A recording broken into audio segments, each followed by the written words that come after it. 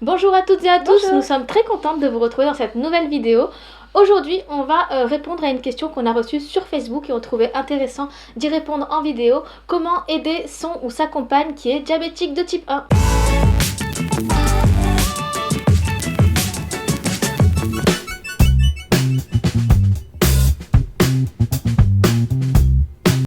On sait que vous êtes beaucoup d'accompagnants de personnes diabétiques à nous regarder, que ce soit diabétique de type 1, que ce soit le mari, la femme ou les parents, les grands-parents, etc., etc. Et vous vous posez souvent la question, et vous nous demandez parfois aussi, comment aider cette personne à mieux gérer, à donner des conseils, à changer de traitement, etc., etc., etc.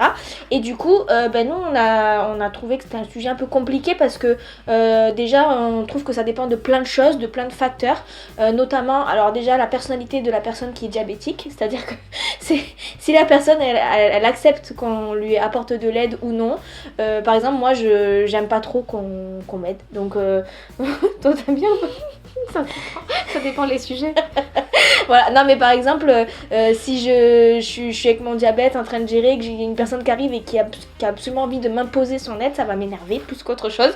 Donc voilà, après je sais pas, ça doit dépendre des personnes diabétiques, mais je pense que le diabète c'est très personnel, c'est-à-dire que c'est quelque chose qui fait partie de la personnalité, donc d'avoir les conseils parfois ou d'une personne qui vient de l'extérieur, c'est un peu compliqué à accepter. Donc déjà la première question qu'il faut se poser, c'est est-ce que moi en tant qu'aidant, je trouve que la personne qui est diabétique a besoin, enfin a envie d'être aidée. Déjà c'est la première question, parce que quand on n'a pas forcément l'envie, ça sert à rien de venir s'imposer avec son aide ou ses conseils, etc. Ça a même tendance à avoir un effet plutôt inverse, on va dire. Donc voilà, à énerver et tout. Et après le deuxième facteur qui est important, c'est aussi la personnalité de la personne qui a envie d'aider.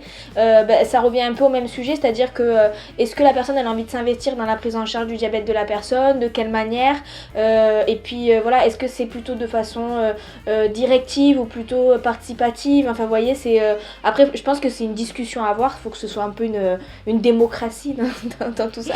C'est-à-dire qu'il faut que tout le monde soit d'accord et que la personne qui a envie d'aider ne s'impose pas trop, et qu'en même temps la personne qui reçoit l'aide ne soit pas trop réfractaire à recevoir l'aide. Après le troisième facteur qu'on a mis en avant, c'est la circonstance, enfin le contexte, c'est-à-dire que déjà depuis combien de temps est-ce que vous connaissez, voilà, enfin si ça fait une semaine, je trouve que la personne c'est un peu prématurée pour se dire le diabète il faut le gérer comme ça, enfin bon voilà, chacun fait comme il veut, mais bon voilà.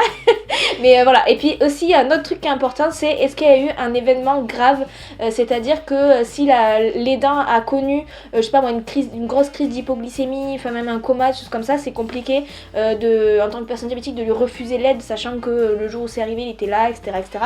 Donc du coup ça dépend de ces deux choses là, de la durée, de savoir depuis combien de temps on connaît la personne et tout, enfin quelle est sa place dans notre vie, et puis s'il y a eu un événement grave qui a concerné la personne qui veut aider. Et enfin le dernier facteur à prendre en compte dans tout ça, c'est quelle est l'aide qui est proposée, c'est-à-dire que ça peut être soit, comme on l'a dit tout à l'heure, la personne elle veut absolument vous aider à changer de traitement, et là c'est plus trop une aide, du coup c'est plutôt un avis. Voilà, donc l'avis on le prend, on n'est pas obligé de faire quoi que ce soit avec. Et puis sinon ça peut être un autre type d'aide, du type si jamais tu fais une hypoglycémie ou si tu fais une hyper, qu'est-ce que je dois faire. Voilà, donc il y a différents types d'aides comme ça, et donc parfois il y a certains types d'aides qui vont être acceptables et d'autres un peu moins. Et donc pour conclure, on va vous donner quatre grands axes à retenir dans cette vidéo.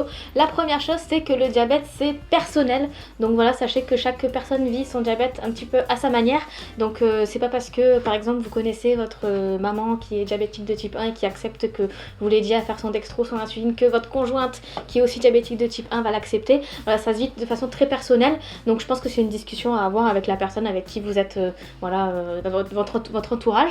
La deuxième chose, c'est quand on est aidant, c'est d'accepter le fait que la personne refuse notre aide. Voilà, c'est pas une obligation d'être aidé par quelqu'un si on a envie de gérer son diabète soi-même, quitte à parfois se mettre un peu en difficulté.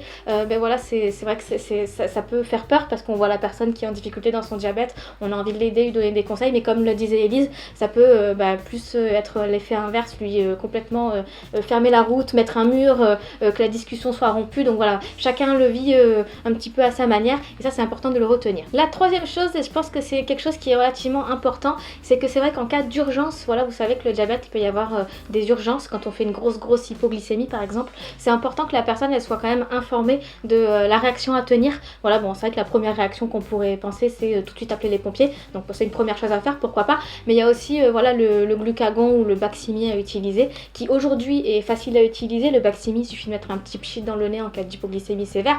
Donc ça peut être une manière d'inclure la personne dans le diabète de type 1, qui se sente investi et de se dire qu'en cas d'urgence, il peut vous apporter son aide et ça peut aussi le rassurer. Parce que moi, par exemple, qui fait parfois des soirées un peu des soirées où voilà, je bois un petit peu d'alcool, je fais la fête et ça peut arriver, voilà, ça m'est arrivé une fois où j'ai fait une hypoglycémie sévère la nuit et donc du coup mon copain a utilisé le glucagon. À l'époque j'avais le glucagon, mais il a utilisé le glucagon pour pouvoir me réveiller la nuit. Et donc en fait c'était bien qu'il puisse le faire à ce moment là, parce que peut-être que s'il l'avait pas fait, ça aurait pas déroulé de la même manière. Et enfin, pour les personnes diabétiques de type 1, c'est le quatrième chose à retenir, c'est déjà laisser un petit peu le temps. Voilà, c'est pas parce que je rencontre une personne pour la première fois que je vais tout de suite l'inclure dans la prise en charge de mon diabète. Il faut laisser un petit peu de temps.